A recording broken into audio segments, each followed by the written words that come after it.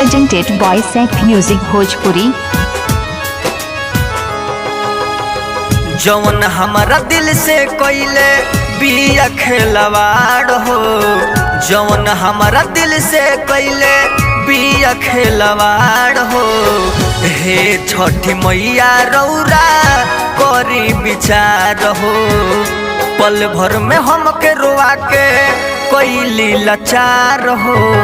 छठी माई कर तू ही करी हो विचार हो।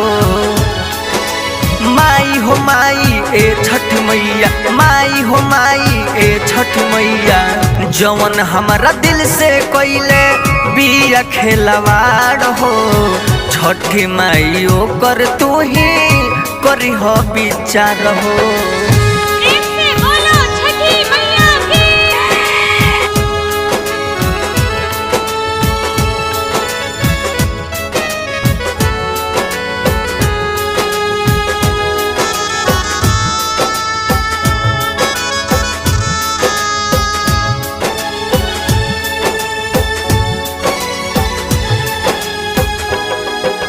Presented by Sec Music Bhojpuri।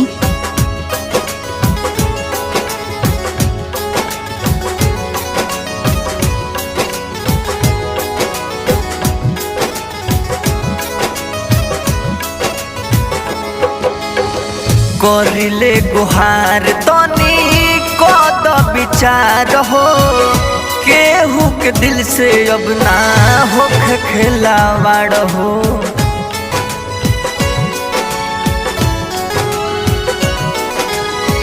करिले गुहार तनी कद विचार हो, केहू के दिल से अब ना हो खेलावाड़। सुन सुन छठी माई करी कौनो उपाय, सुन सुन छठी माई करी कौनो उपाय। दिलवा से हमारा उ तो कोई खेलवाड़ हो। हे छठी मैया रौरा करी विचार हो, डूबल नैया मैया कदी रौरा पार हो। छठी माई करी अब रौरे विचार हो।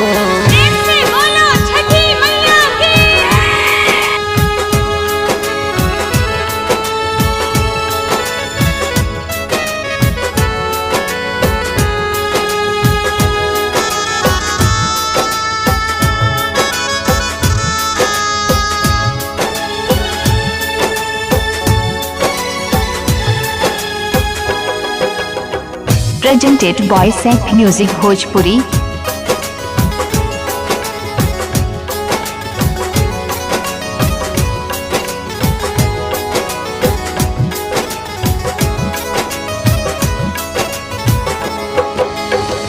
भाई इमाम गुड्डू सोनी कहे रोके, अब न बर्बाद औजे प्यार में होखे।